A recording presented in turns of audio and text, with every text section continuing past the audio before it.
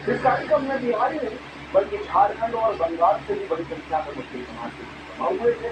जाहिर बंद पर नेता इस मौके को कैसे बर्बाद कर इसके सभी नेताओं ने लंबी तस्वीरें ली और नए वक्त कानून को पानी पीती के पूछा। और तो सुप्रीम वोट बैंक का जादू कुछ ऐसा है कि कट्टर राजनीतिक दुश्मन तेजस्वी यादव और सांसद पप्पू यादव भी सारे विरोधी से भूलकर एक साथ एक मंच पर रखे। इतना ही नहीं, इस मंच पर ओवैसी पार्टी AIMIM के बिहार प्रदेश अध्यक्ष विधायक अख्तरुल इमान, आपको तो पता ही होगा, कांग्रेस हो या फिर आरजेडी हो या फिर समाजवादी पार्टी, ये अक्सर ओवैसी की पार्टी को वोट कटुआ पार्टी है। लेकिन जब मुस्लिम मतदाताओं को रिझाने की बात आई तो सब एक साथ एक मंच पर आ गए। उसके बाद इनमें होड़ लगी कि मुसलमानों को रिझाने के लिए कौन कितनी बड़ी बातें करे और उस पर बाजी मारी। तेजस्वी यादव वो इतना आगे बढ़ गए कि उन्होंने संविधान और न्यायपालिका की मर्यादा की भी चिंता नहीं की। तेजस्वी ने पूरे जोश के साथ दावा किया जब उनकी सरकार बनी तो वो बिल्कुल प्रदेश में लागू नहीं होने देंगे और पूरे दान में थे। आपसे सुनिए तेजस्वी के बोल बताएं और फिर इसके बाद हम आपको बताएंगे वक्त पॉलिटिक्स और उसके वक्त का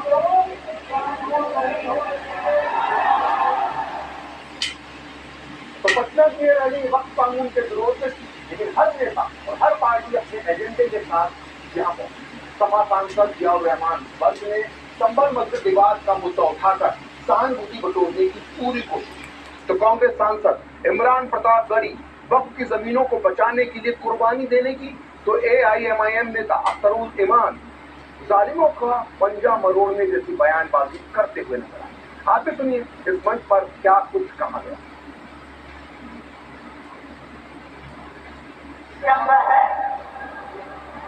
इसलिए है कि संभल के अंदर फैसला सुनाने से पहले ही हमारी मंजिल को टारगेट कर दिया गया और जामा मस्जिद संभल की हमें ये याद रखना चाहिए कि सिर्फ बिहार या उत्तर प्रदेश या हिंदुस्तान नहीं, पूरी दुनिया पूरे आलम के अंदर जहाँ से मस्जिद है वो अल्लाह का घर है और इंशाअल्लाह ताला उसकी हिफाजत करना आपकी और हमारी जिम्मेदारी है।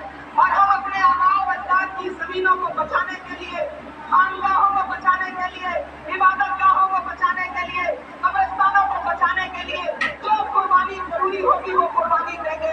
हम सड़कों पर बैठेंगे। इस काले कानून ने गोया मुसलमानों की नहीं, इस्लाम की जड़ें उखाड़ने की साजिश की है।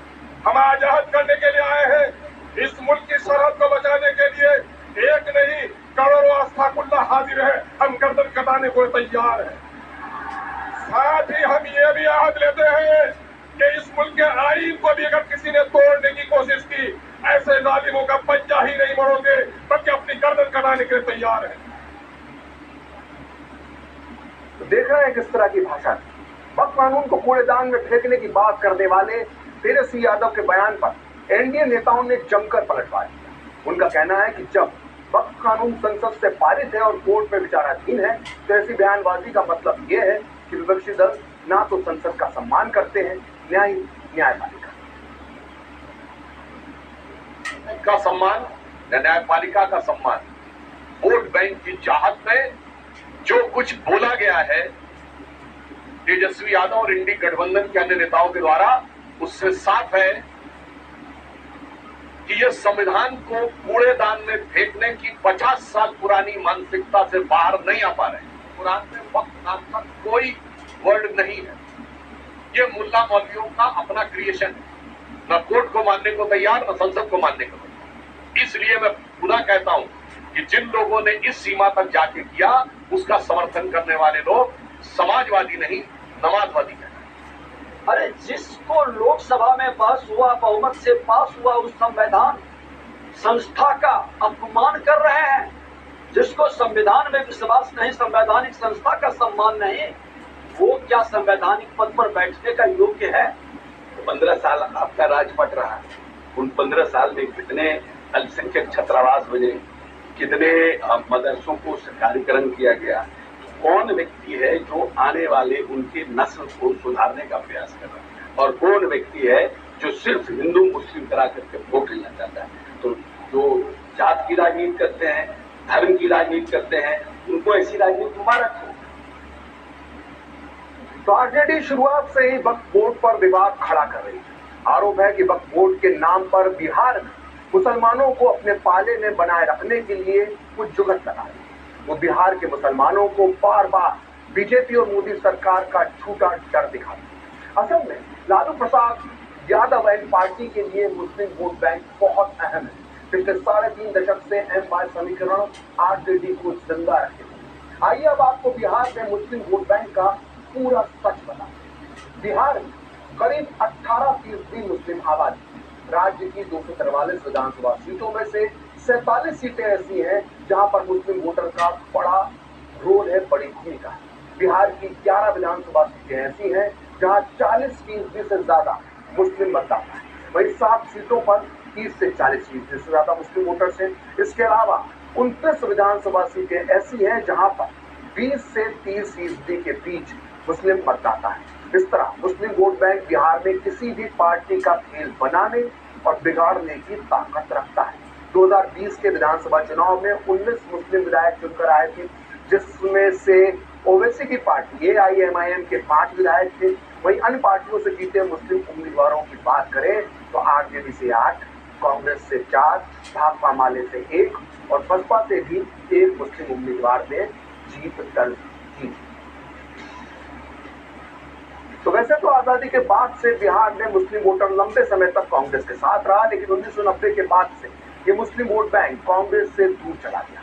इसके बाद लालू प्रसाद यादव ने आरजेडी का गठन किया तो मुस्लिम वोटों का सबसे बड़ा हिस्सा उनके साथ आ गया। लालू यादव के साथ मुस्लिमों के जुड़ने की एक बहुत बड़ी वजह 1989 में हुए भागलपुर का सांप्रदायिक दंगा भी रहा। आइए अब देखते हैं कि बिहार का मुस्लिम वोट बैंक किसे मिलता है, किसके पाले में जाता है। तो CSDS के आंकड़ों की माने तो 2020 के बिहार विधानसभा चुनाव में 77% मुस्लिम मतदाताओं ने महागठबंधन को वोट दिया था। वहीं बिहार के 11% मुसलमानों का वोट ओवैसी की पार्टी AIMIM को मिला था। और 2020 के विधानसभा चुनाव में 12% मुस्लिमों का वोट JDU, BJP